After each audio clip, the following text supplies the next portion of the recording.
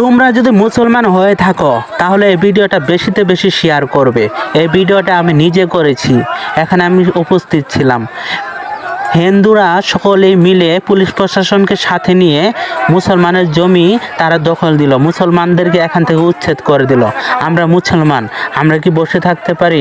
আসুন সবাই আমরা হাতে হাত রেখে কাঁধে কাঁধ রেখে আমরা সেই অন্যায়ের বিরুদ্ধে রুখে দাঁড়াই আর এই ভিডিওটা বেশি বেশি শেয়ার করি। ধন্যবাদ।